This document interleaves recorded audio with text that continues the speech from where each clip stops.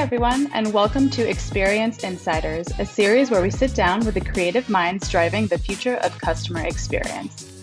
I'm Jessie Dowd, Senior Editor of Retail Touchpoints, and today I'm chatting with Ari Peralta, CEO and Founding Partner of Arigami, a firm that develops wellness-led sensory initiatives across a wide range of industries, including retail, hospitality, healthcare, automotive, and education. He's an international award-winning research entrepreneur who works alongside a network of scientists, immersive technologists, and designers, and he's easily one of the most interesting people I've met. Today, we're going to be talking about the emergence of well-being as a design dimension for retail and what that means for digital and physical experiences. Thank you so much for joining me today, Ari. Thank you for having me, Jessie. Appreciate it. To start, can you tell us a little bit about why well-being has become a new design dimension for retail? Sure.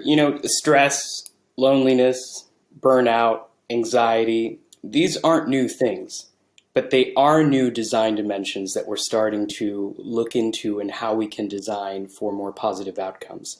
And that's where wellness and design and well-being and design really meet.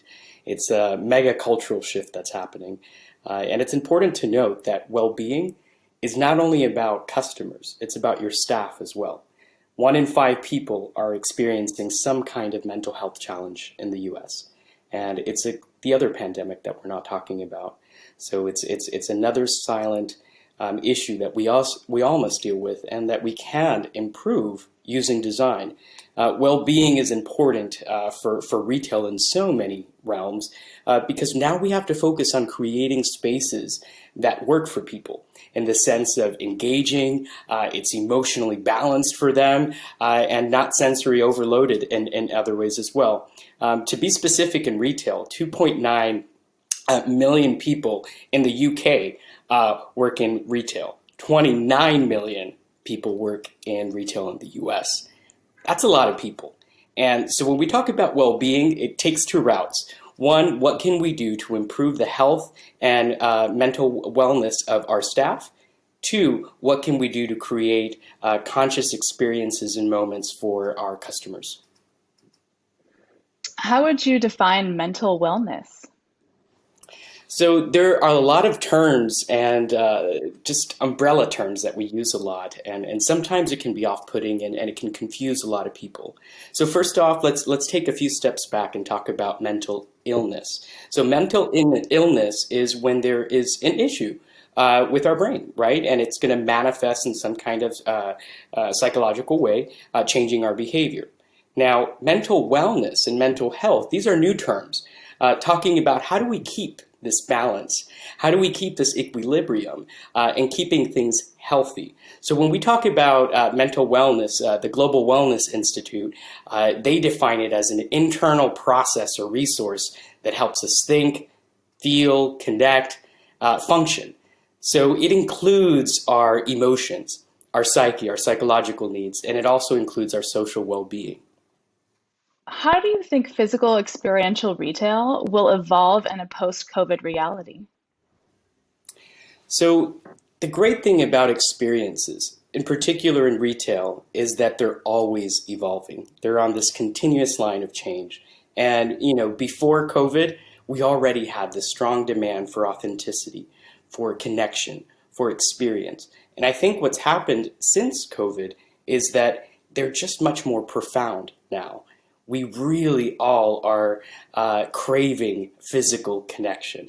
We are craving seeing friends and having those moments that we couldn't experience for the last year and a half, and in many places in the world still waiting to reopen. So I think the way that retail is going to evolve or continue to evolve, contactless, it's here to stay.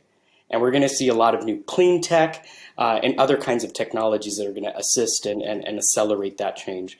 We're also going to see dynamic and much more hyper-personalized content. Now, this is going to be driven by things like machine learning. So the smarter that our systems and our software get, the better and more effective they'll be at communicating with your customers in the way that they need it in that moment. We're also looking at trends like casting versus hiring. That's going to be something that we're going to continue to see grow post-COVID.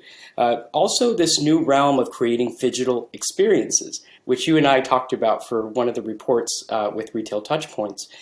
This idea of blending the physical with the digital. It sounds a bit sci-fi, but that's what's happening now. And it's how do we blend these experiences until we can fully integrate them? So whether it's bringing AR and XR technologies into the store and creating new experiences that are led by the user, or integrating some of these into the digital realm. We're also going to see a lot of purpose and community. And it's important that when we talk about well-being and mental health, that's really what we need to be talking about. How do we create purpose and community? When we talk about mindfulness and any of the other derivatives, it's also that we can tap into our purpose and identify with our communities. So these are just instruments to get to that final goal. Those are some amazing points. So pivoting now to the digital world, what about digital retail experiences? How do you see those evolving post-pandemic? So, in the last 6 months, we have seen an incredible migration of budgets that are typically reserved for in-store or physical activations to digital land. And what's exciting and interesting about what's happened post-COVID or through COVID is that brands were forced to change. And when you're forced to change, that's when you innovate because you have no other option but change. And this is where I'm seeing a lot of brands, especially retail brands, really start creating a digital path forward to create digital experiences that are unique, to create different and engaging user interfaces. It's no longer about just having an online shop. It's time to evolve that. And right now, I think, is the moment to do so because we have this blending of technology that's always accelerating, but right now it's accessible. We have validation technology like neuroscience capture, which is what we work with at Arigami. So we're always looking at, can we validate this? So if we're going to be talking about well-being, first we need to define the outcomes.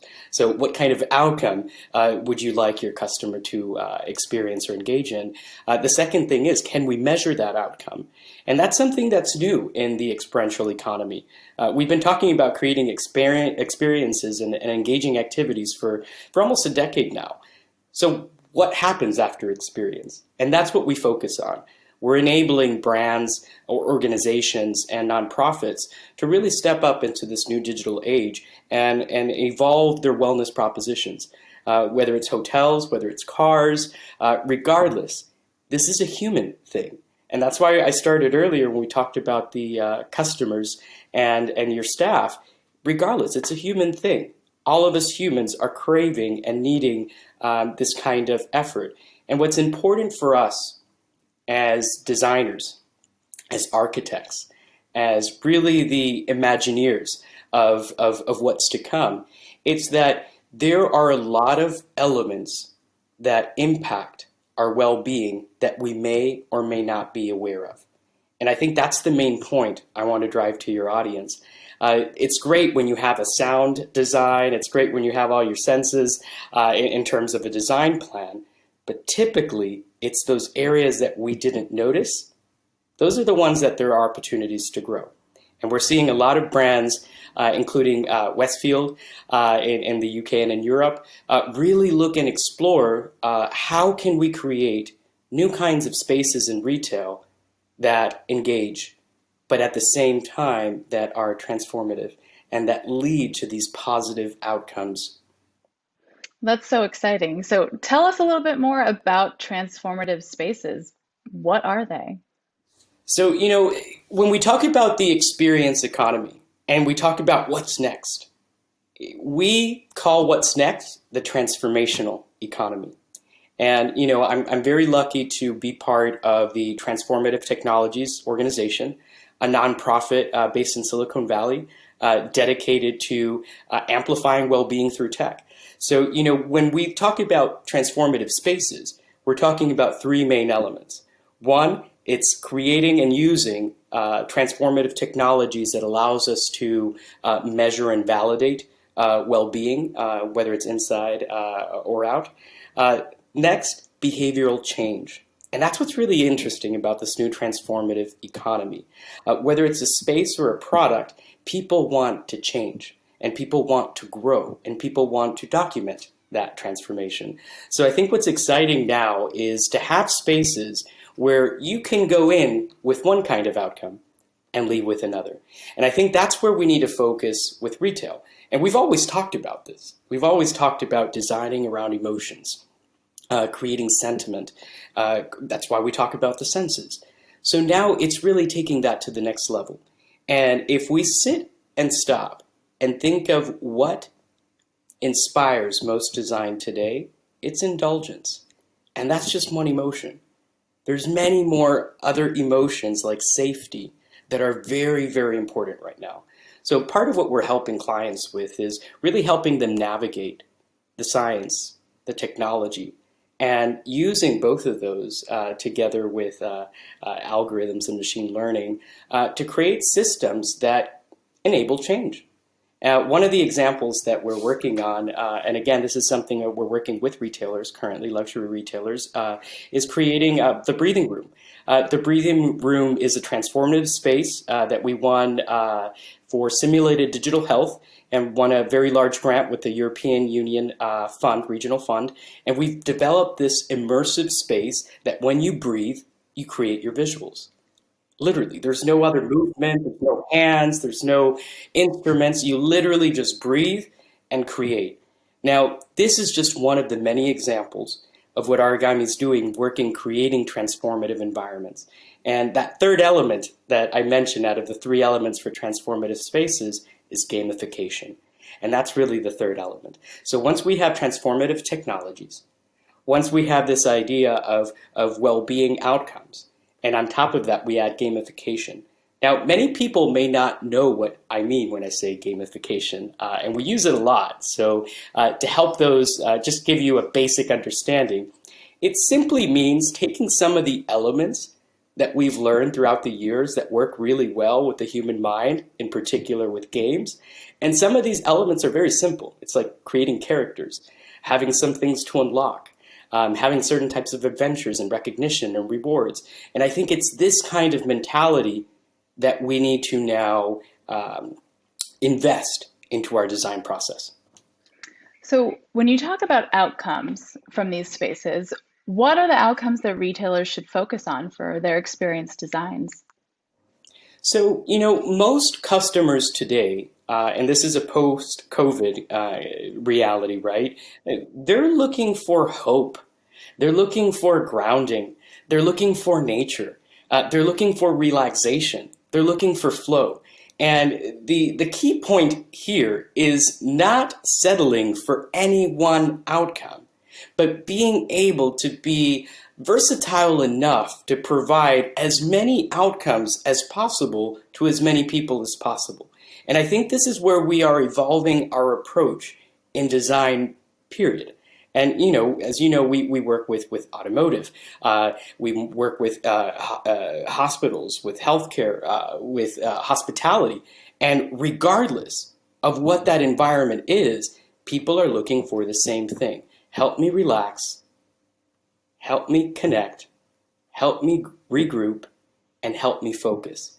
And I think those are the areas that we need to start expanding outcomes. And it's not just about indulgence, it's about being better. And you can see the evolution of where this started. We started talking about personalization, authenticity, and meaning several years ago. I think when we met, we were already talking about these things. I think that the difference now is that it's not just talk. Before COVID, it was just talk. Most of us, in terms of our interaction with brands, I mean, I'm very lucky that we've worked with brands that just believe in well-being, but let's just say it's in their lexicon now. It's not something we have to really explain on why it's important to create experiences that offer something much more than just excitement. What are some of the new technologies that retailers and brands might want to consider integrating into their toolkits to get to these outcomes and to revamp these experiences? This is a very exciting time to be a designer or an architect. These communities are extremely educated communities, curious communities, and very passionate. And right now, it's quite amazing and inspiring to see these communities open up to neuroscience, open up to technology, open up to well-being and healthcare, and all these other areas trying to identify what's next with design tech. Some of the most exciting technologies that I can see quickly transitioning into the store is projection mapping. It's something that we've been using to decorate fun buildings outside and create some beautiful displays. But this is going to be the technology that, in my opinion, will transform interior design. It gives you the modularity to be able to do anything in any kind of blank space. And I think that's where we're headed. And as we get more into wearables, whether it's devices on our wrist or whether it's smart glasses or whatever will come next, these will be integrated into that. So, part of one of the challenges that most retailers have is, how do I create different experiences using one space?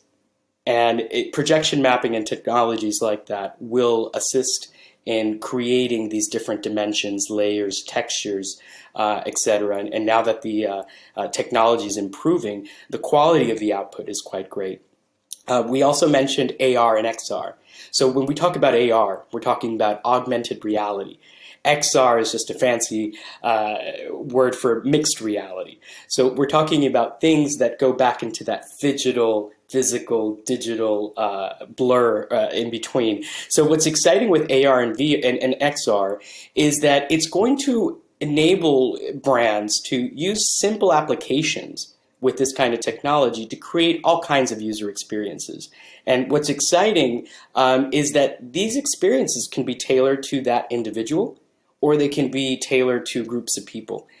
Besides that, we're going to see a huge increase in investment in sound tech for sound design. And what's really exciting with that, and we've worked with some amazing clients innovating in sound, whether it's noise, whether it's for privacy, or whether it's to create experiences through sound.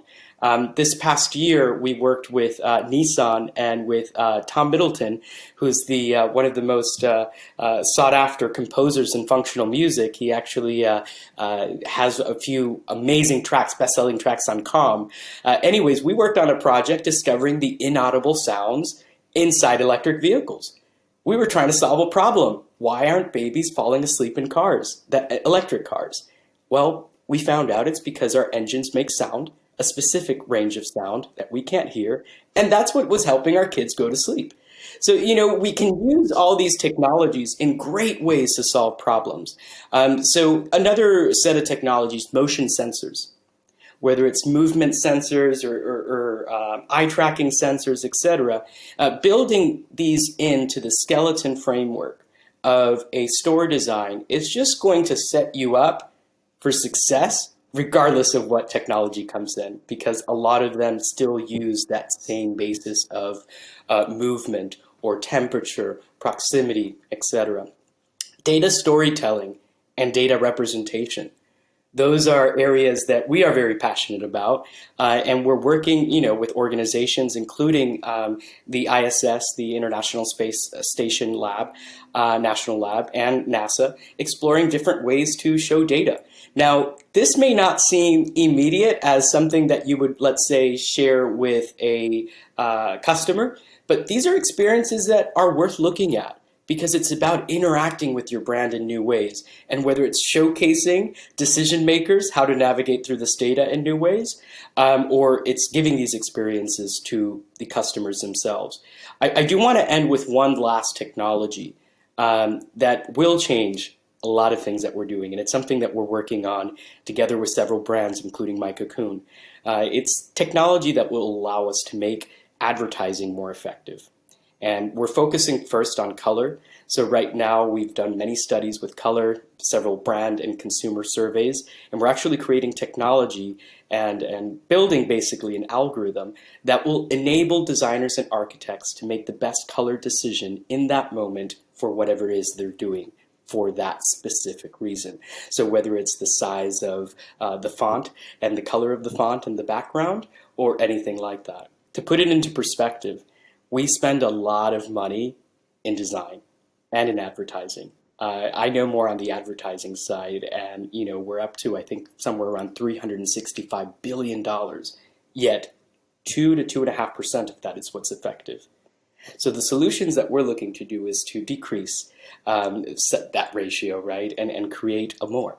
And just with a 0.5 or 1% of a difference, we're talking about billions of dollars of difference. So, we're really looking to create automated solutions. And it's fun to talk about science, but what we want is to create tools that are validated by science that just make your job easier.